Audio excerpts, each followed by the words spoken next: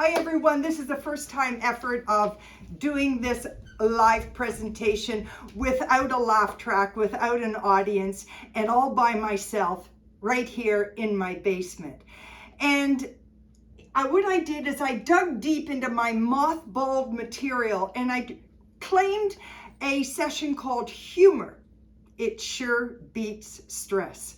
One that I put together very, very early on in my speaking career, and just to help me channel myself 30, 40 years ago, I even dug out the sweater that I opted to wear for my presentations once I got over the fact that you could still be a really good speaker and not wear a suit and a matching scarf.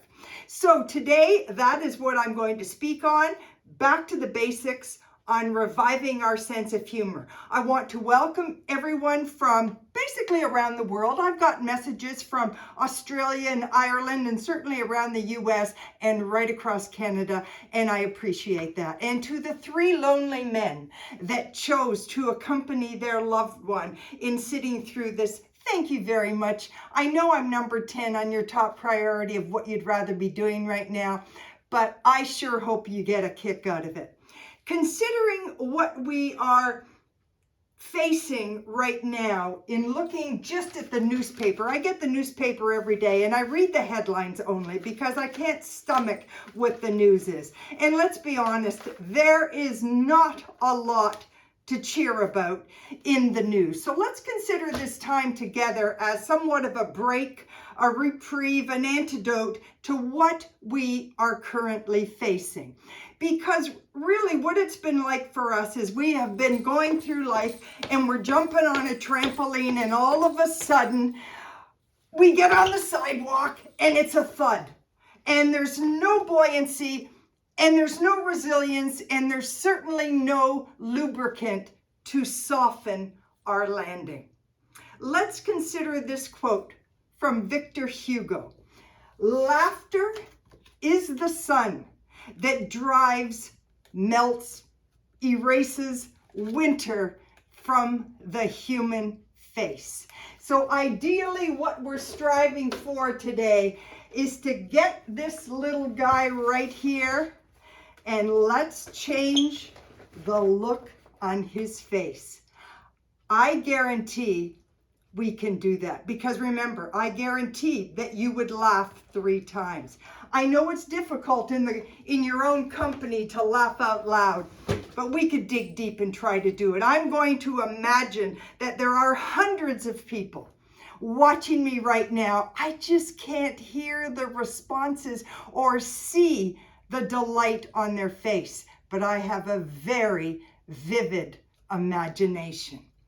One of the things that gets in our way about enjoying a good laugh, whether we are on our own or primarily with others, is we carry with us inhibitions. And I went through life thinking that I really didn't have any, but I went face to face with it maybe 1989 when I enrolled in a 1-week drama workshop.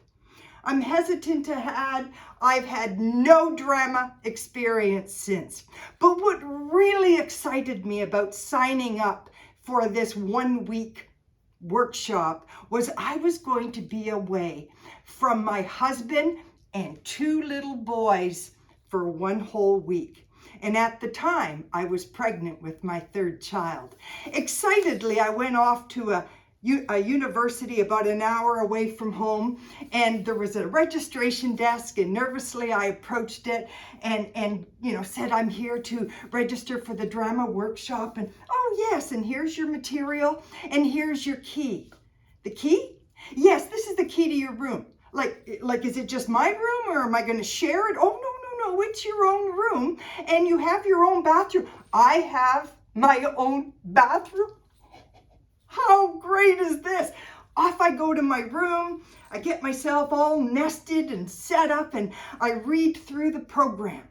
And it says right there, Sunday night, we have to meet in conference room A to meet the other attendees for our workshop. And I'm thinking, I can do this. I know I can do this.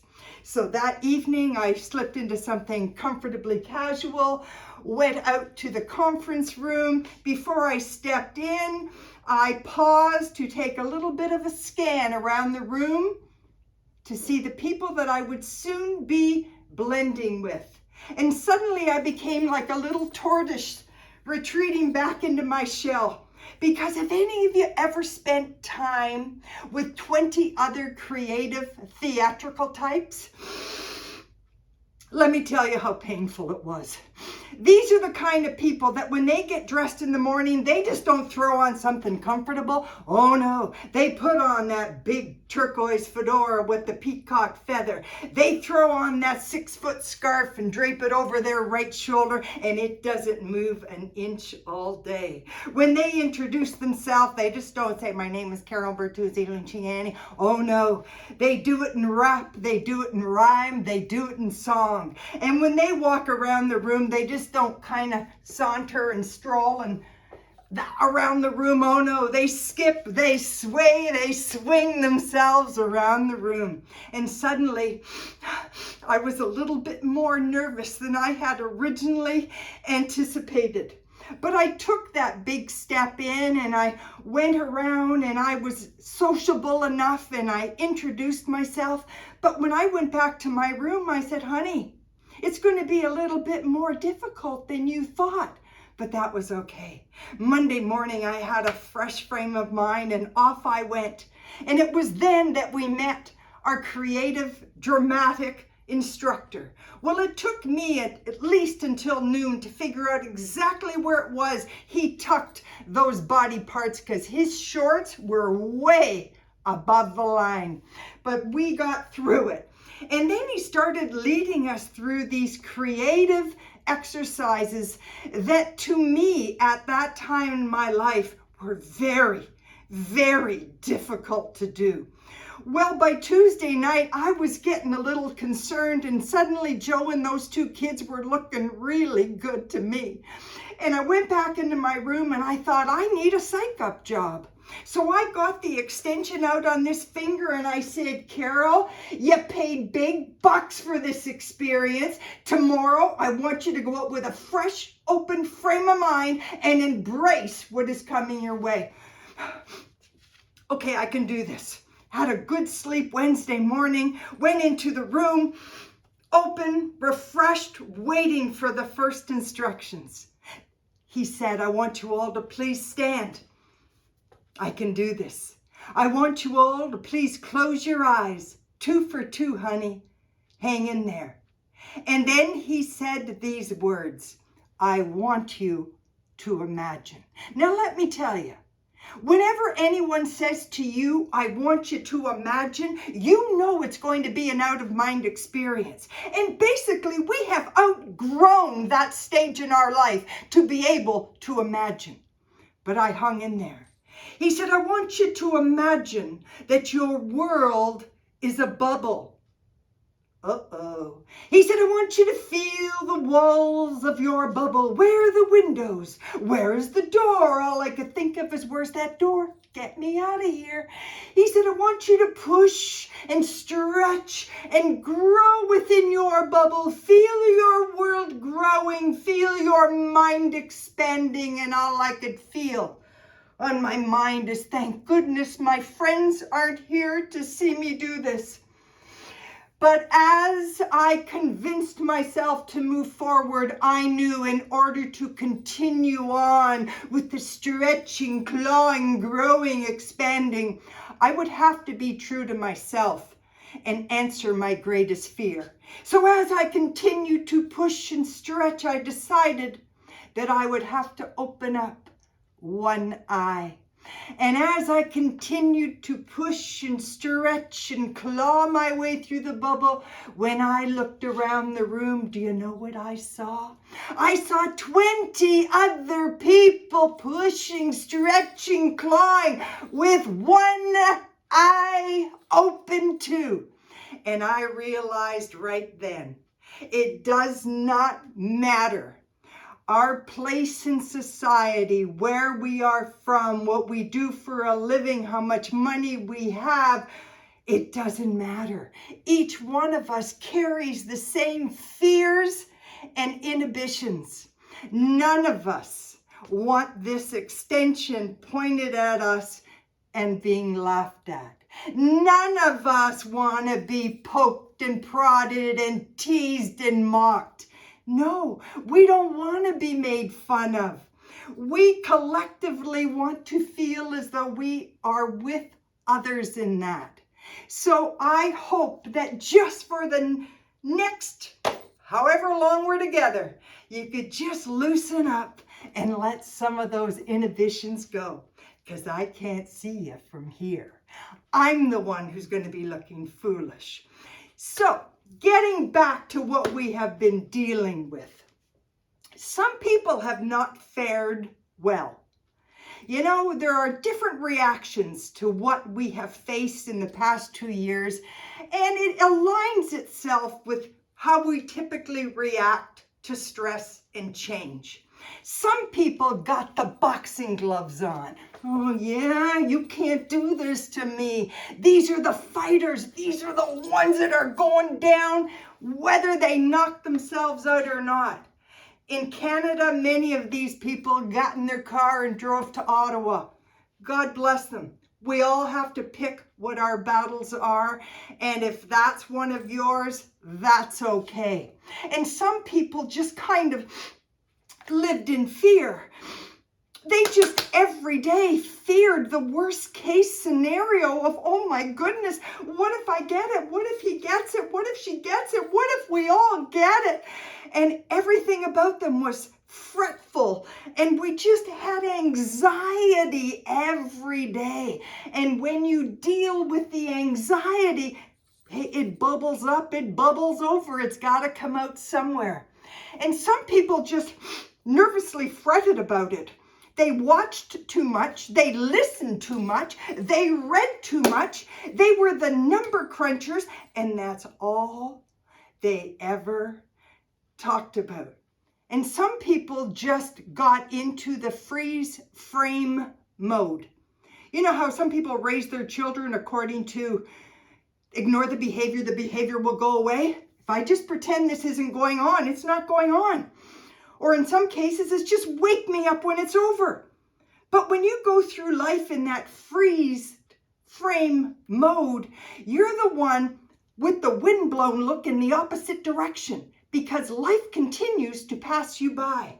When you choose to freeze frame and become statue-like, you know what dogs and dogs and birds do to statues. They poop all over them. And some of us chose to wait it out and face it and welcome it. Really? Well, that all depends on our state of mind, our mood, and our disposition. But not everyone faced it well. And this expression right here kind of exemplifies the average person out there right now. A little bit out of whack, out of alignment, balance isn't good. Doesn't matter whether they wear a mask or not, the eyes give it away. Typically, these people are in customer service, they work in banks, they serve the Mac Attack at McDonald's. Ooh, they often are in a position of great influence, of making your day better. But I don't think so. When the words that come out of their mouth are, just go out there and have yourself a day. Woo! I think I'll avoid them. Well, the problem with people that go through life like that is they're carrying way too much woe. I want you to think, if suddenly I said, okay, I have a new little trinket I'm going to give everyone, and I suggest you wear it when you wake up in the morning, slip it on, and let's see what happens. And I call this my woe bag and my joy bag. You place it over your shoulder like so. And as we go through our day, we collect. We listen to talk radio where they bitch, whine, moan, cry, and complain. We load it into our woe. We go for coffee with a friend. We call her Miserable Mona for short. We tap it into our woe bag. You take that call from your daughter who's got a rant going on about her kids. You carry that pain and you slip it into the woe bag. And by 10 a.m. in the morning, you're carrying 10 pounds of woe in a 5-pound bag. And what you've chosen to ignore altogether is a collection of any joy. You see, if we go through life and all we collect is woe, an interesting thing happens to our body, our alignment, our balance. The more woe we stuff into this bag, the more down and distraught and depressed we become. Likewise, if all we ever did was load up our joy bag, our head would be up in the clouds and we would be airheads, because we can't see reality. We can't accept reality. Ideally, what we're striving for is the balance. That absolutely we all have woe in our life. Every one of us, excuse the expression, all of us have shit. Everybody's dealing with something right here, covering up our thymus gland right here. But if you look around, we also have opportunities to give ourselves the balance.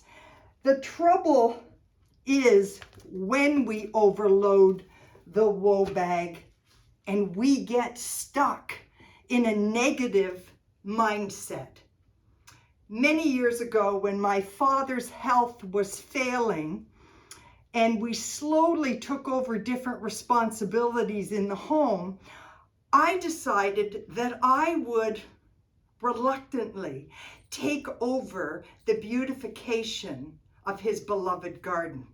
Prior to that, he at 80 would come over to my property and do it all. But I thought, well, I'll do it. And in the beginning, you know, he would be outside with me in a weakened state and he would be pointing, put it in the compost, put it over there, don't cut it down. And I would follow his instructions.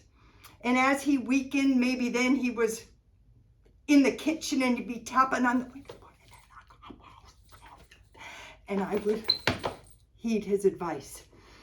And as he weakened even further, it was always my goal with my dad. I like to humor him because he did have very rough edges. And it was a way of coping for me if I just kind of needled him and loosened him up a bit.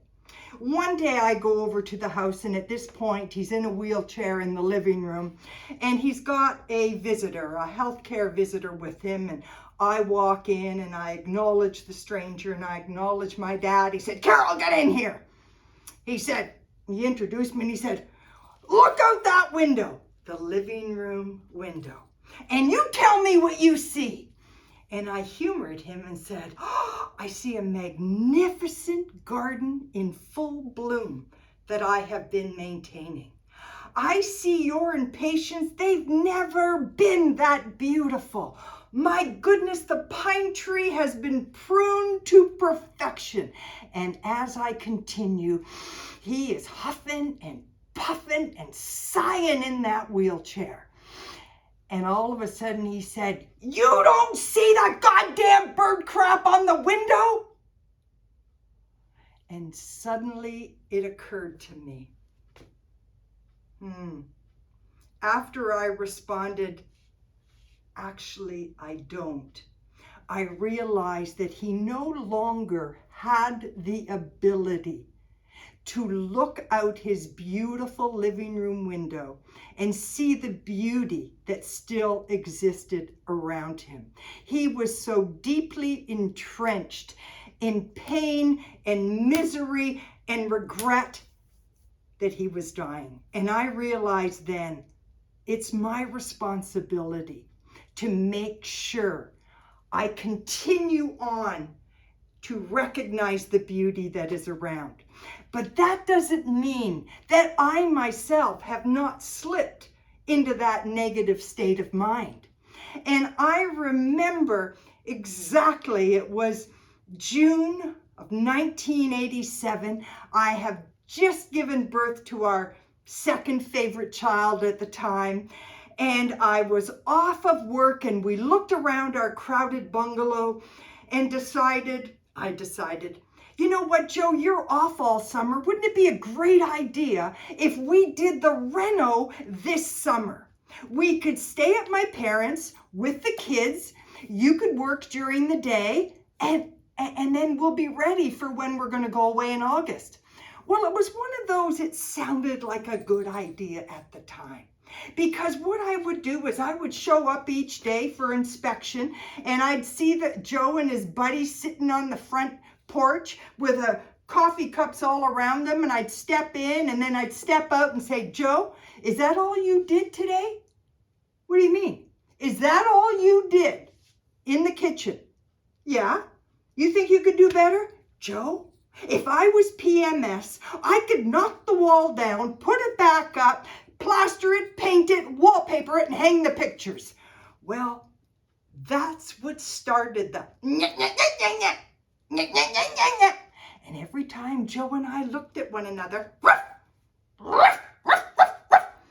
and we had these two little kids living with my parents. Well, suddenly we realized we had already committed to going on this bicycle trip around PEI, which supposedly is flat, as I was barely healed postnatally with a couple that only knew us as Good Time Carole and Joe. Joe decides, you know what? We got to get our heads on straight if we're going to enjoy this trip. How about we go out for dinner? And off we went to the local Chinese restaurant. And I distinctly remember the days of courtship with Joe. And this one particular night, steak and burger in Hamilton. And the first thing we would do is we would slide all the condiments and all the interference in the middle of the table aside so that we could lean in closer to each other. That we could smell each other's breath, and we would both talk non-stop at the same time and hear and absorb every word.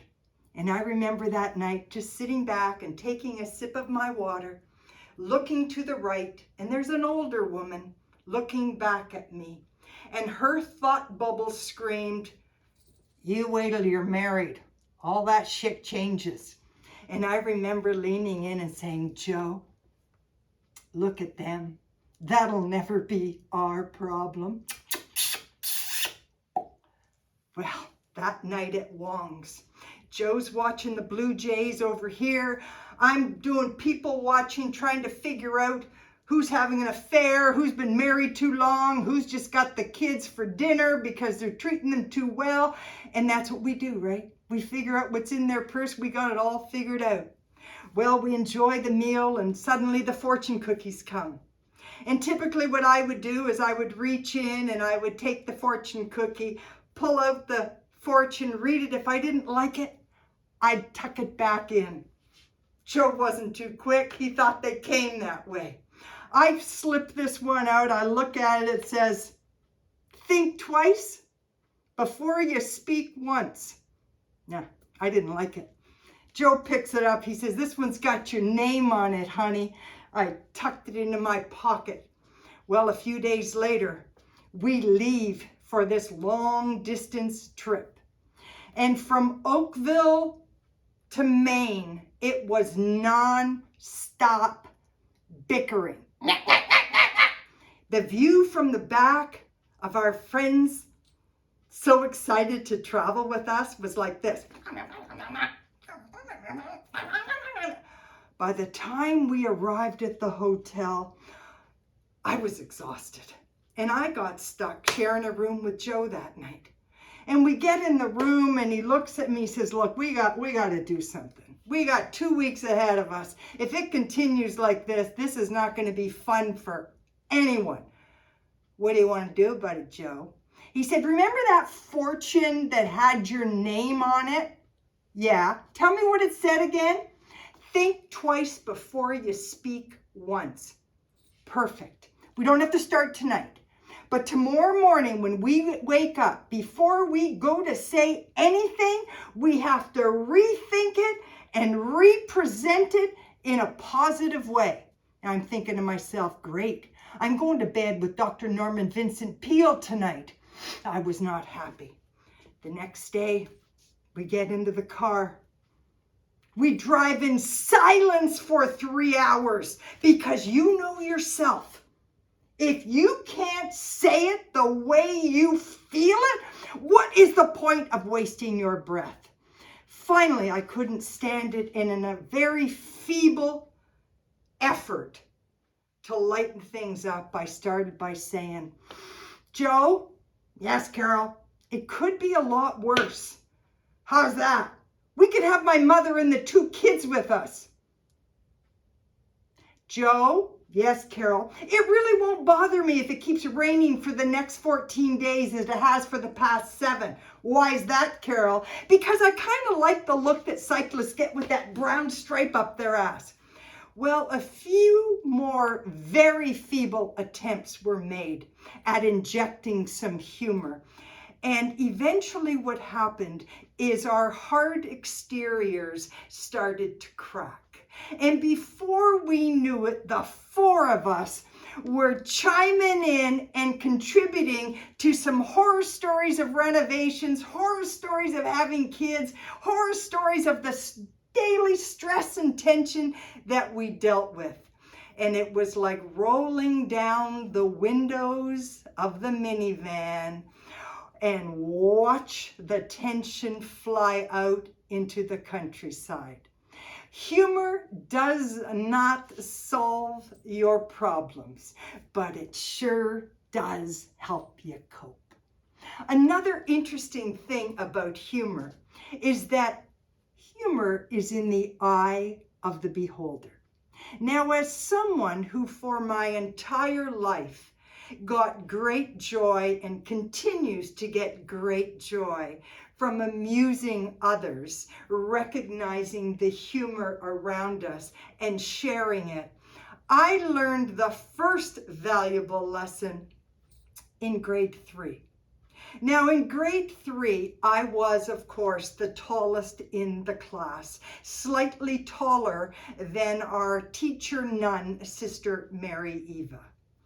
And in grade 3, to an 8-year-old at a Catholic grade school, life's greatest mystery was, do nuns have hair?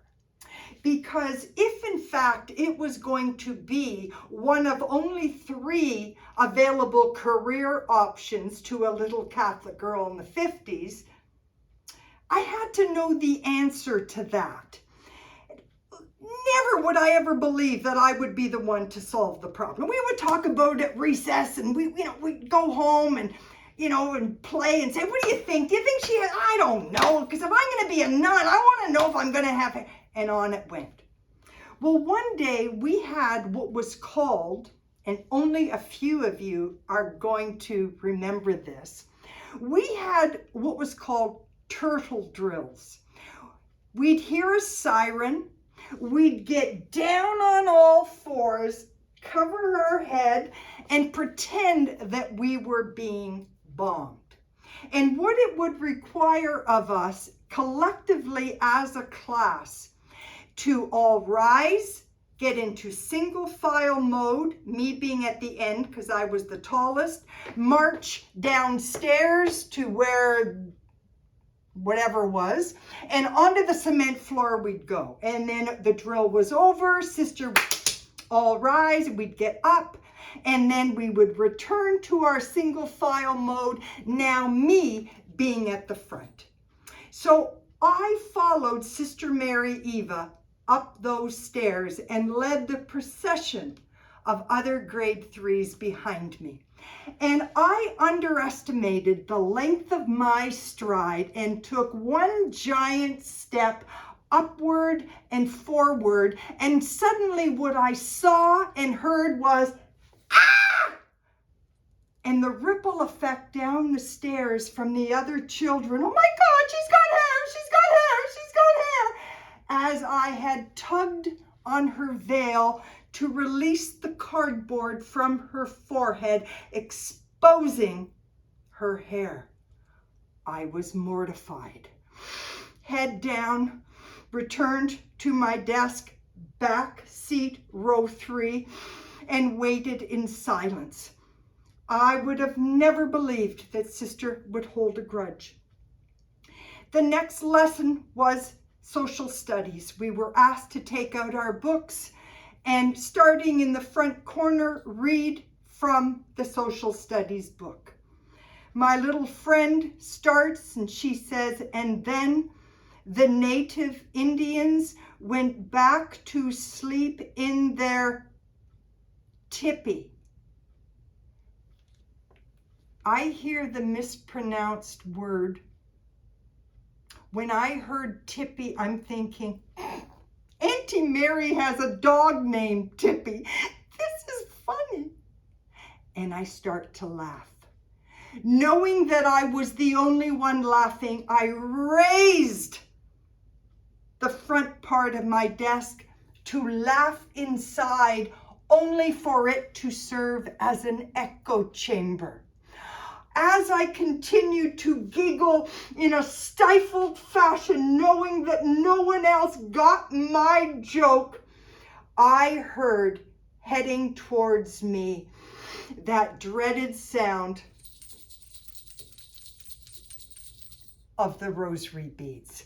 She picked me up by my uniform collar and escorted me to the front of the class, where she proceeded to give me the strap.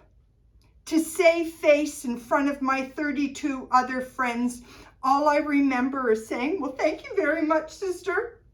I really enjoyed that. And I worked my way back to my seat, praying that my parents would never find out. I sat in silence until grade 9. And then I had a fresh start and I went off to an all-girls Catholic high school. And first day in the assembly, I look around and I went, I am the tallest one in this school. So it made sense that when it was time for student council that I would run. I mean, come on. They had trained me from grade 1 that height equated to leadership, even when I didn't want to be that. And I decided that I was going to run for student council. And I decided that my theme was going to be the Jolly Green Giant. Now, at the time, we had a neighbor. He was an older student at the boys' school behind us. When he got wind that I was running for student council, he pulled me aside and said, look, I think it's great you're running for the elections. Look, here's the deal. You take care of all the whatever that word is, the posters and the campaigning. I'm going to write your speech. You trust me? Oh, yeah, because I don't know anything about speech writing. Okay, perfect. So all week long, you know, the posters, I'm running for student council. Friday, he said, okay, I'll meet you outside the assembly, the gym door, 2 o'clock. I'll have the speech for you. I go out there. He said, here's the speech. It's written out. I've highlighted when to pause, when to look. Go out there and you find a friendly face. Okay. So we're sitting on the stage and I'm really, really nervous because I never spoke, ever. And suddenly I was introduced. And I remember his words, just go out there and find a friendly face. So I went up and I looked out. And there wasn't a friendly face to be seen. It was a massive blur of black and white. The last 36 rows were 450 girls in black and white uniforms.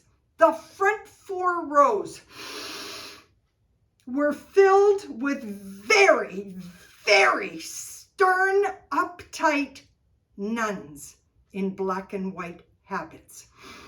So I proceeded. I said, fellow students, teachers, sisters, don't be concerned about the fact that the jolly green giant only wears leaves. Just keep in mind that Eve only wore leaves too. Now I know why Adam's favorite season was fall. Suddenly, the last 36 rows erupted. And in the blur, I see jabbing, cajoling, I can't believe she said it! Oh my God! And the front 4 rows were squirting out their ears, out their nose, out their pantyhose, trying to contain the disbelief and horror in the words that were just heard. To continue, I went on and said, so please be choosy, vote Bertuzzi. And once again, I heard the dreaded jingling of the rosary beads headed my way. She met me at the side of the stage, dragged me to the front of the chapel, and started to tear a strip off me. I have every notion to pull you out of this election. I could expel you, but you're only here because of your perfect sister Sharon anyway. And again, I said, oh, sister, I'm really sorry. I didn't even think it was funny. Did you? In that moment, I knew I didn't get the humor. She certainly didn't appreciate the humor, but she had my education at St. Joe's in the palm of her hands. And that solidified for me, you gotta be careful who you're sharing your humor with, because it might not always go over so well. Well, Jim Unger, the creator of the Herman cartoon, had a magnificent definition to having a sense of humor. And basically he said, having a sense of humor is merely having the ability to laugh at yourself. Well, you know, it was a definition that I just grabbed onto, and I believe every single word. But when we look around in our world, we recognize exactly what happened and how it is that having a sense of humor became less and less of a priority. Often if you challenge someone and say, well, where's your sense of humor? I have a wonderful sense of humor. My kids make fun of me all the time. And isn't that the case? You see, when we were kids, we got acknowledged and congratulated, and oh, that was so cute, you're so funny. How often do you hear young parents today say, oh, he's a delight, he's so funny, he is the funniest person I know? Well, when that is fed to you, you just continue through life as though, I have a wonderful sense of humor. I make people laugh. Unlike many of us, we were raised with keep your mouth shut. Children should be seen and not heard. That's not funny. Go to your room.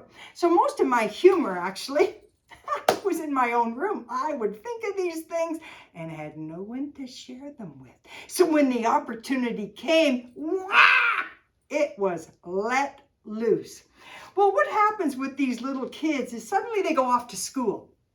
And it's like when they go off to school and they're in the schoolyard, it becomes the mission of every other child to bring it to their attention that perhaps they're not the smartest, or they're not the cutest, or they're not the funniest.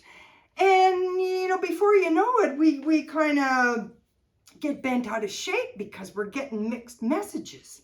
And these little kids would go home like we did and say, Mommy, do you think you could iron my hair? Because they call me curly tops. And Mommy, do I have to wear these glasses because they call me four eyes? And Mommy, they know that you buy my clothes at the Dollar General or the dollar store. They know it. Could you cut the tags out?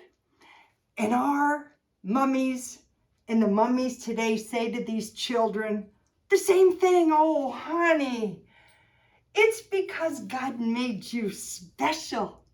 Yeah, they don't know what they're talking about. But little do we understand that as a child, we don't want to know that whoever it was or whatever it was that created us had a different mold and different fabric and a different design. No, we don't want to know that. What we do want to know is that we're just like everybody else. We're going to fit in and we're going to have friends and we're going to be one of. So what we do is we slowly start to shellac layers around ourselves to a point that when someone does try to needle you, cajole you, tease you, you get irate. Could be your brother, could be your husband, it could be your children who mock you all the time. No, those are just mine. And what ends up happening is the shellac prevents it from getting to us. It's just so upsetting. Oh, yeah.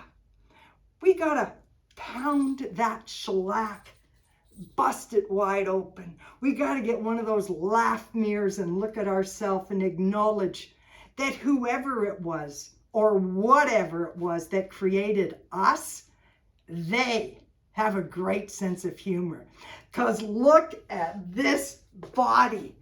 How can we not laugh at ourselves, particularly as women? Particularly as Italian women, we got so much to laugh about. Particularly as any strong religious affiliation like Catholicism, we got even more stuff to laugh about. And that's what we have to do. When I was young, I grew up in oversize. I know it's hard to believe. But grade 5, I was 5'9". My feet were already size 10. And I remember the teacher saying, act your age, not your shoe size. I was confused because they were kind of the same. Or, people would say, oh, it's okay, honey, you're going to lose all that baby fat. How many of you are still waiting? It took me until 5 years ago to lose my pregnancy weight from 212 when I had Dante, and it just kept getting bigger and bigger. Yeah, and they assured us that one size fits all. I knew firsthand back then it didn't. Regular clothes didn't fit me. My mother had to make them. And I distinctly remember a Friday night, date night in the city, and I go off to a movie theater with my parents as a 12-year-old. And we go to the Roxy Theater, and my father goes up and says, 2 adults and 1 child. And he comes back and joins my mom and I in the lineup. And the woman, the attendant, took the tickets and said, where's the child? She's right here. Well, she steps back, looks at me, and says, if she's 12 years old, I'll pop popcorn for the whole place. And my mother stepped in, threw back her shoulders and said, well, you better start popping, honey, because she's 12 years old. And again, she steps back for a better view of me. She studies me from head to toe and says, well, she's awfully big, isn't she? To a 12-year-old in mind and heart, when I heard those words, I didn't picture my other friends who were 12. I pictured Mack trucks. I pictured elephants. I pictured buildings. And I so desperately wanted to be small. And as I exercised that deep knee bend to shorten my height, there was a woman behind me says, Johnny, you're 12. Stand beside her. My God, she's a big girl. And my mother turned around and said, "She's just big for her age." I wanted to disappear through the hole in the ozone layer that wasn't there yet. But time went on. I matured. I came to terms. There are parts of me I could change. There's parts of me I can't. So let's just get on with life. And I did. And I went to university, even though they didn't accept me. I married that great guy. I had a great job going about my business. And all of a sudden I get the call. One of my friends is having the first baby in the whole group. So off we go to Joseph Brant Hospital, looking through the nursery window, poking our noses up to the pane. Oh, there she is, coochie cooing through the glass. Unbeknownst to me, there was an older woman standing beside me, all caught up in the excitement of our adoring this baby. And suddenly she said, "Excuse me, is this your first grandchild too?" The silent scream. I didn't have a comeback. Suddenly I felt Joe's arm around me, leading me away, looking back and saying, "You'll never know the damage you've done." And I gotta live with her. And all the way home, I'm saying, "Joe, what happened?" He said, "Honey, you just haven't been paying attention." And what he meant by that is I failed to notice that I was already at age 30 going premature gray. That was a big day, month, year. I don't know how long it took me to get over that one. But then it was time for us to have our own children. And I remember I had Dante and I'd take him everywhere. And I don't know whether it's my magnetic personality or what, but people were drawn to me and my child. And I cannot tell you how often the conversation started with, "Oh, aren't you lucky to be out with your grandson today?" And once again, I'd become that insecure little 12-year-old who didn't have a comeback. And often I'd say, "Come on, honey, Nona will buy you an ice cream cone." And it only escalated as I had another and then another. And one day, I'm sitting in the park, watching the kids play. I think at that point I had 3 under 5. And I'm just enjoying the solitude of the park bench and watching them. And I'm recalling, giving birth to them. And oh yeah, and I remember the doctor saying to me when I was giving birth, "What size are your feet?" And I said, "Size 11, what's it to you?" He said, "Oh, no, that's a good sign, because the ease of childbirth is higher when you have big feet." And I remember thinking, really? Maybe all I have to do is go. That wasn't the case. But it didn't matter. I looked at my children, appreciated them, acknowledged my role as their mom. And once again, I hadn't noticed, but an elderly woman was sitting beside me. And you always know when they want to say something to you when they go, and my little voice is saying, "Hang in there, honey. She's going to say something to you." And I waited and she said, "Are these your daughter's children?" Suddenly I got some inner strength and I'm thinking to myself, "No, they're my mother's children." But suddenly it gave me some strength and courage. I looked back at the woman and I said, "No, as a matter of fact, these children are mine. I'm just big for my age." Yes! I went home and I said, "Joe, I have made it."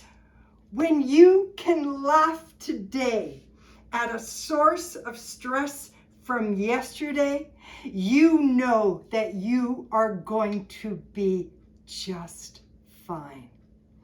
Well, another wonderful line from the movie Punchline is we are merely God's animated cartoons. And as you go through life, just imagine, you don't even have to imagine anymore because it's reality. Everywhere we go, the camera is on us. So someone on their work shift is getting a kick out of our misery. And this particular day, we were off to enjoy some time in Nashville, Tennessee. I was hired to wrap up a 3-day conference at the Opryland Hotel. And my sister and I decided to take advantage of it and take our mom away for a mother-daughter 3 days. And off we go, and we're all excited. And we arrive at the airport, and over here is a uniformed person with a cap and a sign. And the sign says, Bertuzzi Luciani. And I'm, that's me. And he came over and he took all our bags and he escorted us to a 10-seater limo. I wasn't used to this. My mother, who had no clue what I did for a living. Really? This is nice. And we sat there enjoying the leather seats and the beverages, and we arrive at the Opryland Hotel, and suddenly our door is open and we're greeted by the concierge. He said, "No need to check in, ladies, please follow me." And he escorted us to our king suite. Okay, we were sleeping like spoons that night, no big deal. Thank you very much. He closed the door. Wow, this is great. Suddenly I noticed a little flashing over on the phone. I picked it up. Hello. Carole, we'd love you to come down to the convention hall. We'd love to meet you prior to tomorrow's presentation. We really look forward to meeting you. I thought, okay, I can do this. Pull up my pants, okay. Off I go. From the first person I met up with to the 17th person I met up with, each person was falling all over me. Suddenly I felt fraudulent. Who were they expecting? Did I send the wrong resume? I don't think I'm the person they're hoping for. So when it was over, I went back to the room and thought, oh my goodness, perhaps I haven't prepared enough. Mom, could you iron my shirt? Oh, Sharon, could you do my makeup? Oh my goodness, I hardly slept at all that night. Next morning I go down, drum, I can do this, I can do this. I psych myself up, I gather my people, I can do this. Presentation starts. It went over in a fabulous way. I got a standing ovation. It felt so good to be sharing my gift. And a gentleman came up, he thanked me, he ended the conference, he led me out and said, please join us for lunch. My goodness, Carole, that was fabulous. We got a table over here. So keen to meet you. Leads me over to the table, a big round table of 10. People are so excited about meeting the speaker. Hi, John from Houston, Texas. Sarah from Boston, Massachusetts. Hi, and around the table it went. And the first course comes, it's a beautiful salad, and the questions are all in my direction. And I don't mind schmoozing. I can only do it for so long, though. And suddenly I say, you know what? I hope you don't mind. I'm going to excuse myself. I'm going to go and enjoy a city tour with my mom and my sister. Oh, Carole, it was fabulous. Thank you, thank you, thank you. He again walks me to the exit, says, oh, you more than exceeded our expectation, blah, blah, blah. Well, my ego's out to here at this point. I'm walking sideways down the hall thinking, you are so freaking fabulous. Leno's gonna be calling you, baby. And I get the key out, I get into my room. The first spot is the mirror.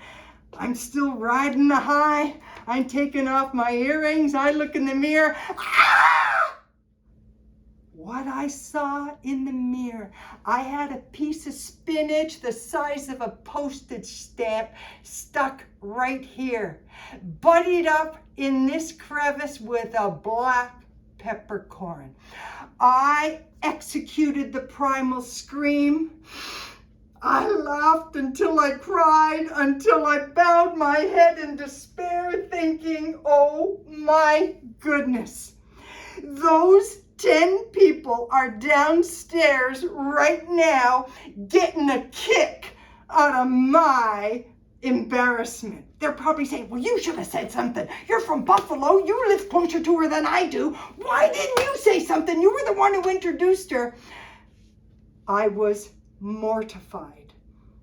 That night, in the middle of the night, suddenly I was awake. And I'm poking my sister because I'm the middle spoon. And she said, what's wrong? I said, oh my God, I can't stop thinking about that. Well, she starts to laugh in such a way, her body is heaving. And we laughed until we fell asleep again. And I realized, well, thank goodness they're not going to remember my name tomorrow morning. And perhaps I won't ever see them again. Well, ideally, excuse me, I'm going to have a little sip of boobly bubbly, whatever it is. It should have been the Beijing boobly bubbly, whatever. Okay. The face that we're striving for in life used to be a common one. This face right here, the happy face. Remember it? Well, it's too bad because now when we see this face, we don't often see them with the masks. If we do see it, perhaps at the mall where they're not wearing a mask, we kind of pull back a bit and we're worried, we're anxious, we're scared. We're like, what have I missed?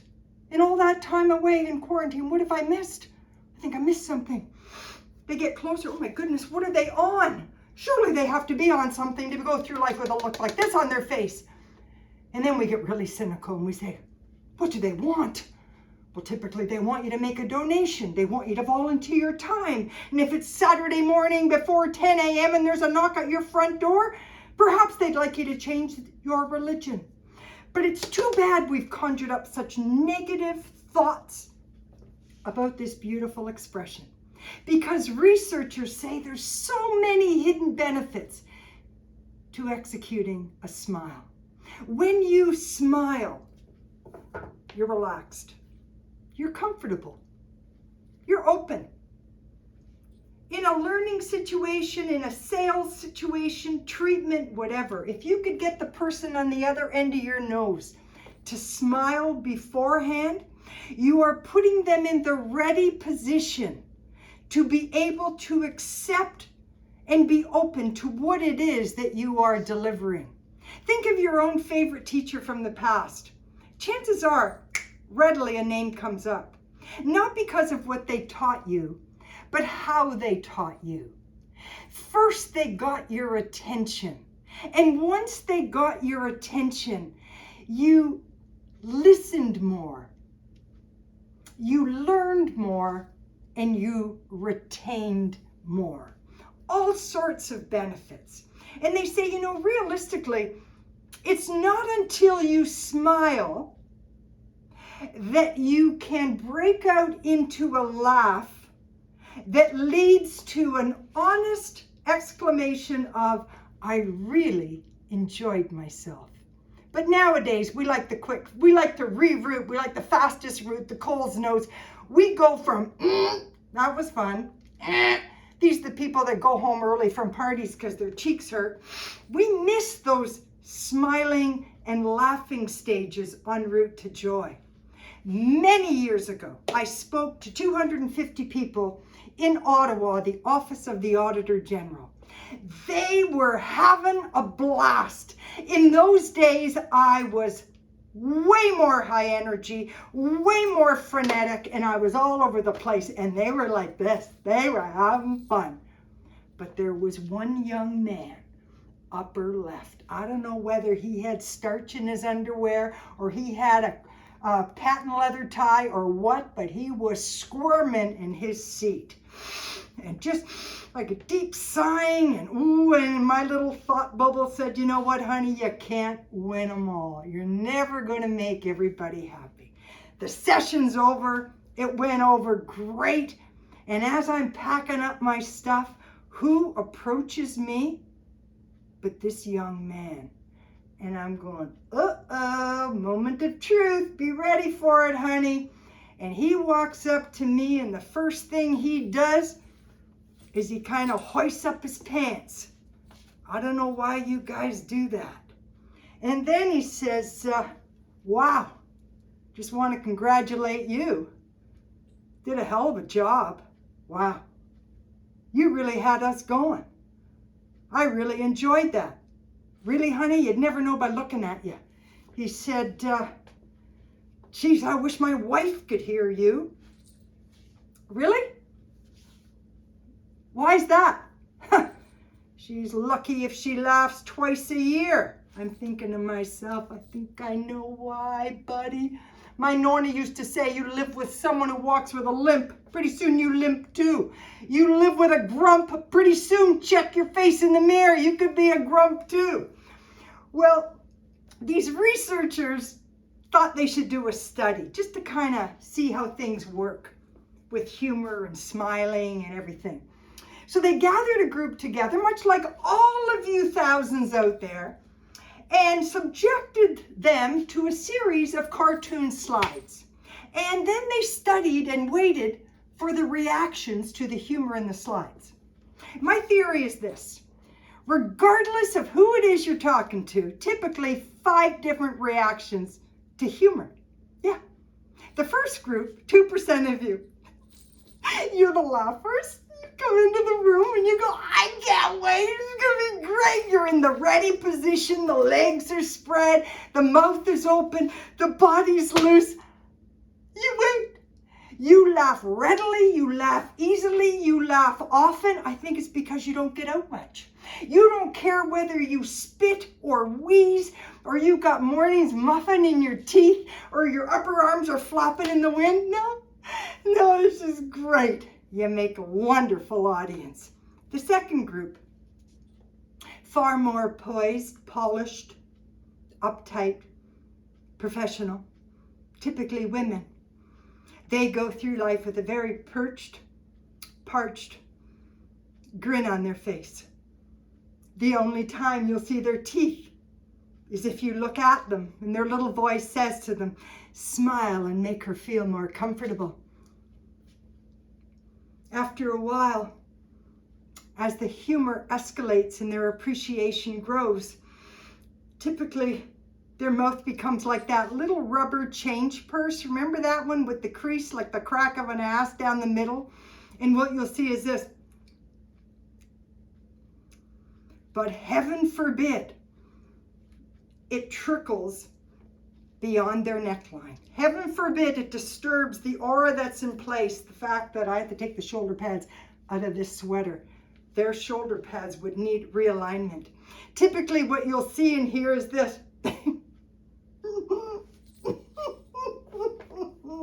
Choking it off right here because they have an image to uphold. Perched, parched. The third group is not gender specific in any way, but for the 3 gentlemen who are out there right now watching this thing, well, she's not that funny, you're the smirkers. And you are the people that sit there. If you were in the room with me, you would say, I want to sit back here. And you would choose to sit as far away as possible from me. And if that couldn't happen, and heaven forbid you got stuck right here, you would lean so far back into your chair, you'd have to cross your arms to make sure you didn't tip over. And I once challenged a guy and said, why are you sitting that way? And he looked up at me and he said, because you don't look so big that way. Okay. Well, these men typically sit there, arms crossed, and they wait in judgment. And they're talking to themselves and saying, don't you dare give in to this woman. She's not that funny. Hell, I could do this. Guys, what a waste of goddamn time. I can't believe it. And every once in a while, the feather to tickle comes out, the finger to poke comes out, and you'll see them. And what they'll do is they'll smirk out of half their face. When that side gets tired, they go to the other side. This is my favorite group though. You know why? They're trying so hard to hold it in and keep it under control that after a while they lose control and they end up snorting through their nose. I like that. That's good. And the fourth group are the scaredy cats. Some of you are out there sitting on your recliner with your cat in your lap and you're still looking around the room saying, is it okay to laugh? I don't know. It's been a long time. I don't want to hurt my cheeks. And these people, they sit at a humoring session and they're constantly looking around. Is it okay? Like this is a PD day. Am I still going to get paid if I enjoy this and have fun? I don't know. And then they notice their boss is laughing. Oh, okay, I guess it's okay. So they start to laugh, only then they're 3 seconds too late. That draws a lot of negative attention. But after a while, they look around and they go, I guess it's okay. And they kind of let it go and they get into the common rhythm of the room. And they're laughing, and suddenly they hear voices from their past, voices of parents, teachers, nuns, priests. Voices that say, get that look off your face, young lady, this is a serious situation. Or the words that I heard from my mother until her death, Carole, can't you just try to be normal? And what would happen is they would take these words to heart, but they only had time to get the message to their face. So as their face is saying, I'm not really enjoying this, honestly, their body is still gyrating. And the fifth group, again, just 2% of you. You are the doom and gloomers. You are the verve vacuum, the energy zappers in the world. You are the mourning faces spelt either way. These are the people that regardless of goes on around them, when you look at them, you see the same boring, blank, bleak, blah, beige kind of look. And sadly, these are the people in our world that you and I will tap dance for them. Anything to make them happy. We'll do anything to give them some pleasure and amuse them. We waste all our time and energy on these people. My husband was in education. At the end of his workday, we'd wait on the front porch. I'd be up like this in the tag team, pass the relay, it's your turn with these kids. And he'd get out of the car like this. And it had nothing to do with consumption. But the thought bubble screaming out of his head was, I gave it work today. All day long. Because people were sucking you dry. The only time I used to agree to spend time with the doom and gloomers of life, it all depended what was going on in my relationship with my husband, Joe. Joe would come home from teaching and say, Carole, I know it's not your favorite, but the staff is having a get-together Saturday night. And typically my response to that invitation would be, Joe, I'd rather pluck the hairs out of my legs one by one than spending an entire evening with them bitching about contracts. But I'd stop and pull back and assess the situation and say, sure, Joe, what time? You know why?